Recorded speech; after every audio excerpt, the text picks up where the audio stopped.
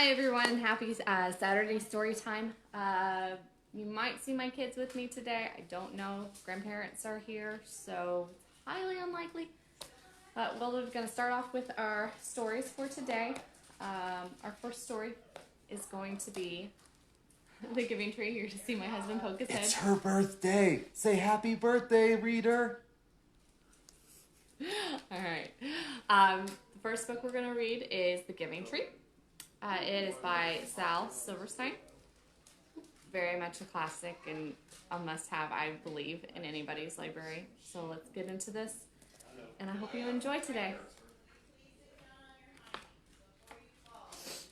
Once, there was a tree.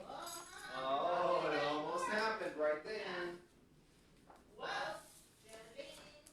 And she loved a little boy.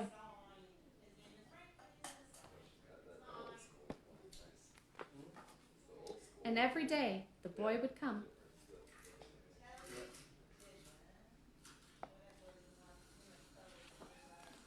And he would gather her leaves.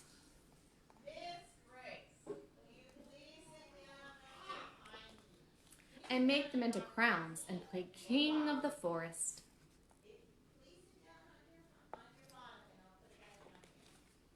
He would climb up her trunk.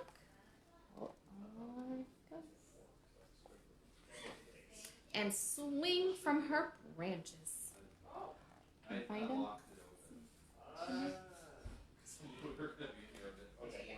And eat her apples.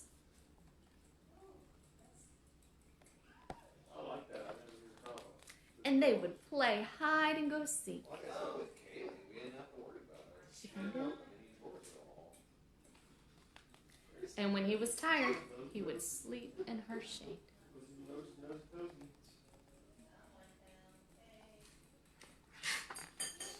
And the boy loved the tree. Big.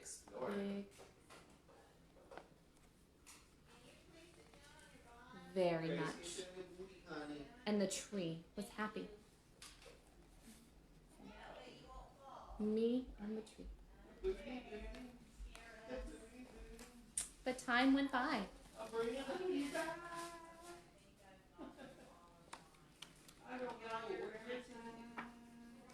And the boy grew older. That went from the tree and me to the me and someone else.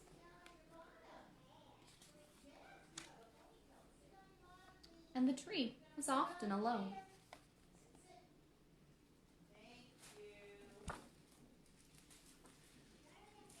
Then, one day, the boy came to the tree, and the tree said, "Come, boy, come climb my trunk, and swing from my branches, and eat my apples, and play in my shade, and be happy." "I'm too big to climb and play," said the boy. "I want to buy things and have fun. I want some money. Can you give me some money?" "So, I'm sorry," said the tree. "I have no money. I have only leaves and apples. Take my apples, boy, and sell them. Sell them in the city. Then you will have money, and you will be happy."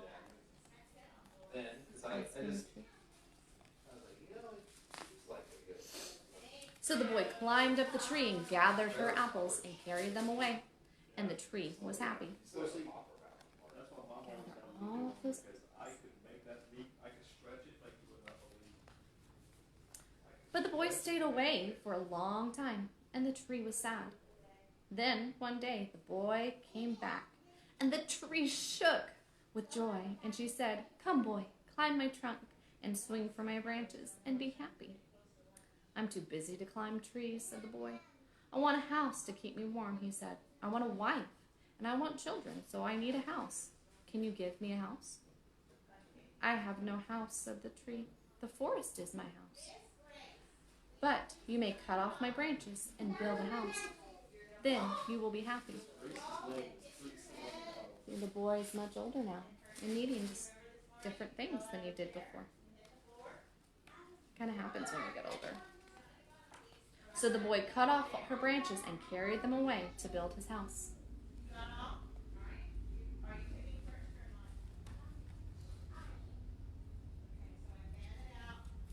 And the tree was happy.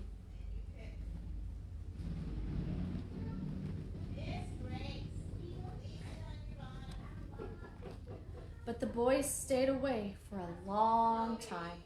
And when he came back, the tree was so happy she could hardly speak. "Come, boy," she whispered. "Come, play." "I'm too old to play," said the boy. "I want a boat that will take me far away from here. Can you give me a boat?" "Cut down my trunk and make a boat," said the tree. "You can sail away and be happy." He's much older now. So the boy cut down her trunk and made a boat and sailed away. Now the trunk.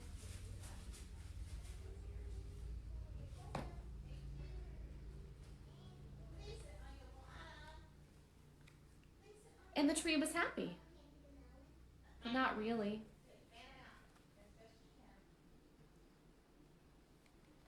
I'm glad you liked the story, Riley. And after a long time, the boy came back. "I'm sorry, boy," said the tree. "I have nothing left to give you. My apples are gone. My teeth are too weak for apples," said the boy. "My branches are gone," said the tree. "You can't swing on them." "I'm too old to swing on branches," said the boy. "My trunk is gone," said the tree. "You cannot climb." "I am too tired to climb," said the boy. "I'm sorry," said the tree. "I wish I could give you something, but I have nothing left. I'm just an old stump. I'm sorry." Comes back to the old thing. "I don't need much now," said the boy. "Just a quiet place to sit and rest. I'm very tired." "Well," said the tree, straightening herself up as much as she could. "Well, an old stump is good for sitting and resting. Come, boy, sit down. Sit down and rest." And the boy did.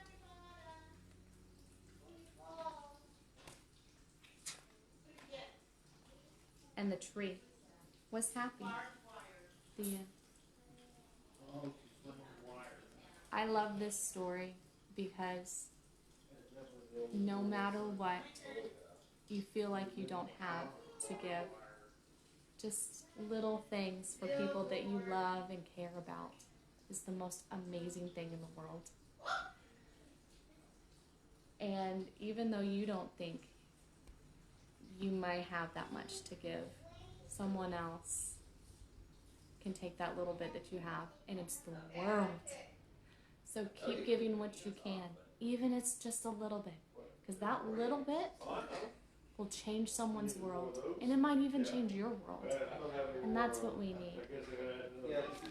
I hope you enjoyed that book. We're going to dive into our next one for today. It's one of my really good friend Jackie's favorite book, so I hope you enjoy it. Again, I think this is one of those that should be a staple in everybody's library. So we're going to start The Rainbow Fish by Marcus Pfister.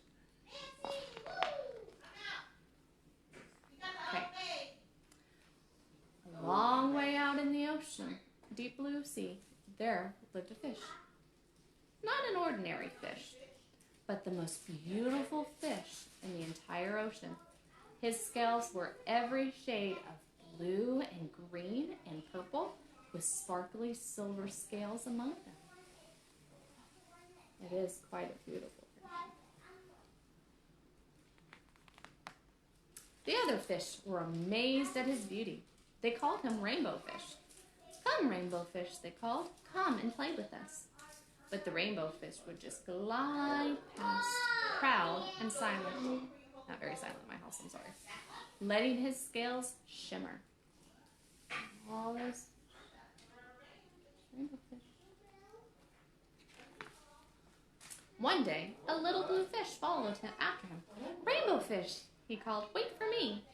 Please give me one of your shiny scales. They are so wonderful, and you have so many."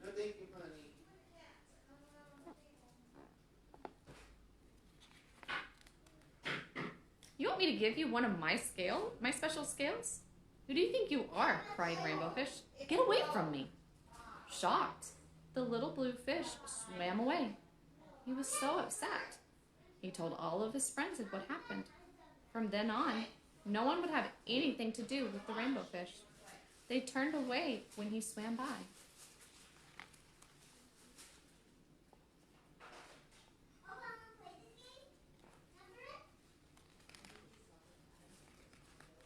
What good were the dazzling, shimmery scales with no one to admire them? Now, he was the loneliest fish in the entire ocean. One day, he poured out his troubles to a starfish. I really am beautiful. Why doesn't anyone like me? I can't answer that for you, said the starfish.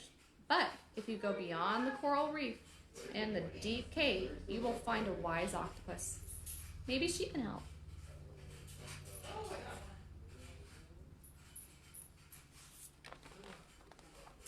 The rainbow fish found the cave. It was very dark inside, and he couldn't see anything. Then suddenly, two eyes caught him in their glare, and the octopus emerged from the darkness.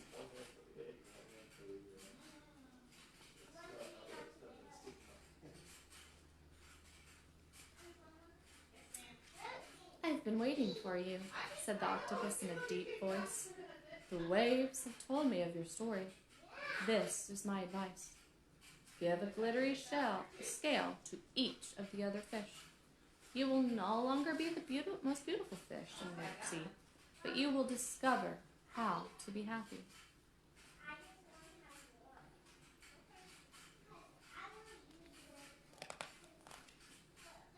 I can't, the rainbow fish started to say, but the octopus had already disappeared into the dark cloud of ink. Give away my scales? My beautiful shiny scales? Never. How could I be happy without them?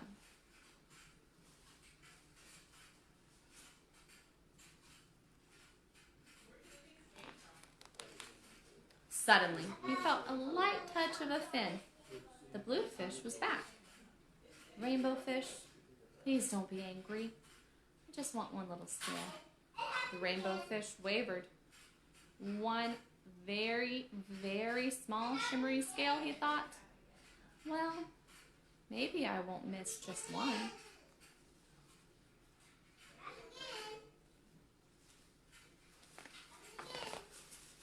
Carefully, the rainbow fish pulled the smallest scale and gave it to the little fish. Thank you so much, the little blue fish bubbled happily as he tucked the shiny scale into his blue ones. A rather particular feeling came over Rainbow Fish. For a long time, he watched the little blue fish swim back and forth with his new, shiny, glittery scale in the water.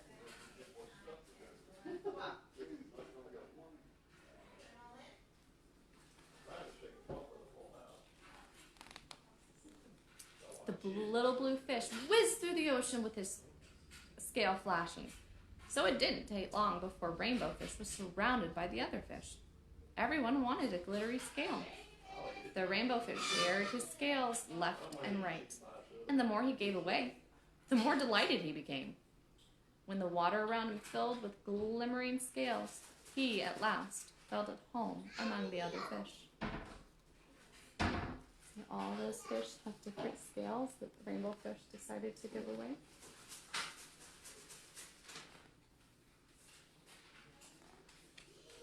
Finally, the rainbow fish had one shiny scale left. His most prized possessions had been given away. Yet, he was very happy. Come on, Rainbow Fish, they called. Come and play with us. Here I come, said Rainbow Fish, and as happy as a splash, he swam off to join his friends.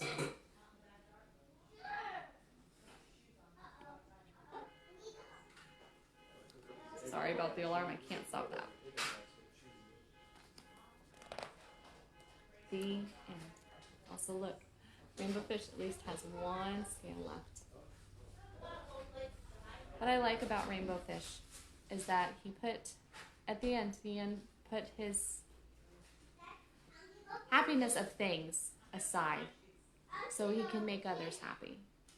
Because in the end, yeah, it's really nice for us to have our own things and keep them with us. But if we have an overabundance and someone else is in need, we should always try, if we can, to give a little bit. Again, even just a little bit to make someone else's day brighter is the best thing in the world. And if we all can do one little thing for one person, just imagine how much happiness there could be more of in the world. I think that's a great point of that story. All right. Hi, little one. All right, so our last book for today, I might be joined with my children. Do we want to read the last book? You want to help me with it? No. No? Okay. You want to I'm going in watch. Okay. Sorry. So our last book for the day is called Nobody Hugs a Cactus. Mommy, her dad Right. doesn't read it. I know, and I understand that. What are y'all going to go do? Go in the Go backyard. to the backyard. Okay, I love you. Love you. Sorry. Nobody Hugs the Cactus by Carter Goodrich.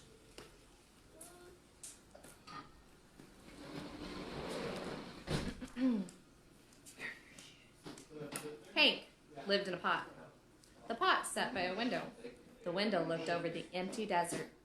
It was hot, dry, peaceful, and quiet. Just the way Hank liked it. Hank.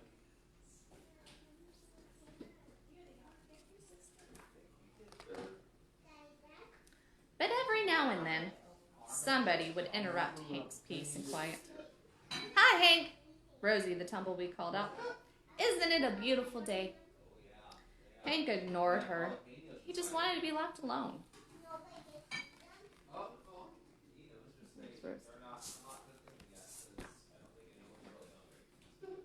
"Okay, so long," said Rosie cheerfully and she tumbled away. Hank was happy again.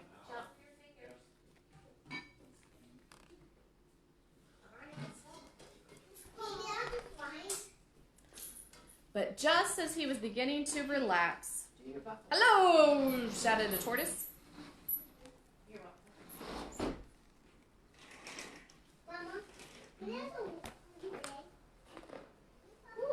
"Private property!"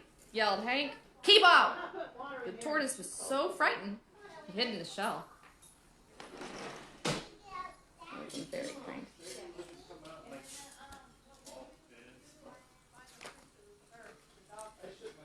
Hank was still yelling at the tortoise when a jackrabbit dashed by. "Hiya, Prickles," she shouted. "My name isn't Prickles," Hank yelled back. "Stay out of my yard."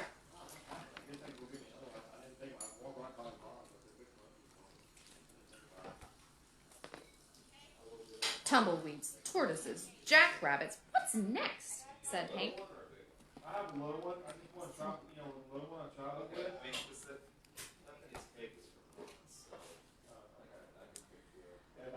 A coyote came lopping by.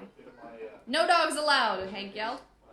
"I'm not a dog," said the coyote, "and you are as prickly inside as you are on the outside." That is very true right now, huh?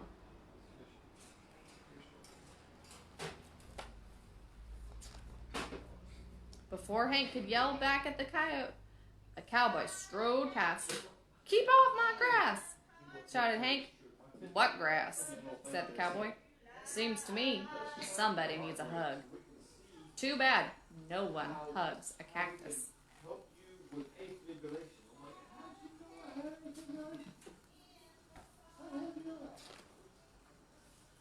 "Hi," said a lizard. "Who invited you?" said Hank. "And just in case you're wondering, I don't want a hug." "That's good," said the lizard, "because I don't want to give you one." And then he skittered off.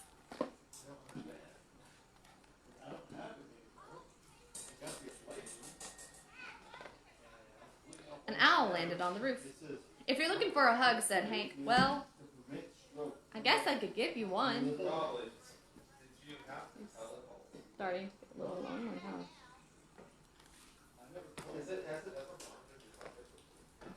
"Who, me?" said the owl. "You must be joking." And for the first time, Hank began to feel lonely.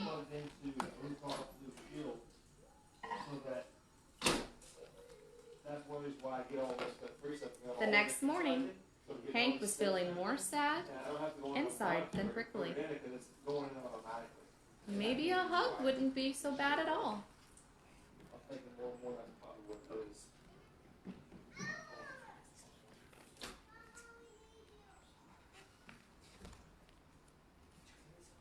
The wind began to pick up, and an old cup blew by and stuck in Hank's face. His arms were too short to get it off. "Great," said Hank. Poor Hank. After a while, Rosie came bouncing by. "I'll get it off for you, Hank," she shouted, and jumped off and knocked the cup off of Hank's face. Then she tumbled away. That was very helpful, Rosie. Okay.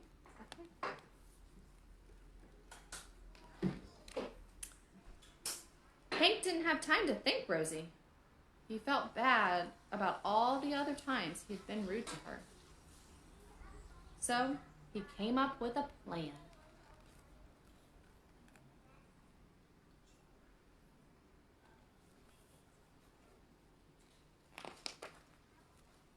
Hank decided to grow the best flower he could and then give it to Rosie as a thank you gift. It's very sweet.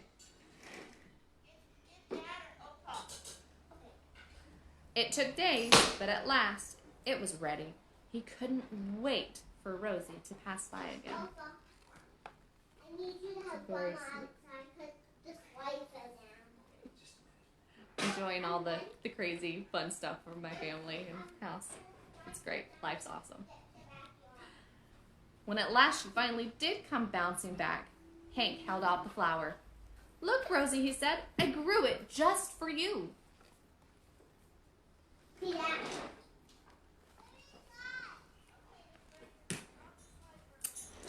Rosie was so surprised, she jumped up and gave Hank a great big hug. It felt so nice. Hank didn't want to let go. And as things turned out, he couldn't. Rosie and Hank became stuck together. They're stuck in a hug. But they didn't care. After all, it's better to be stuck in a hug than stuck all alone.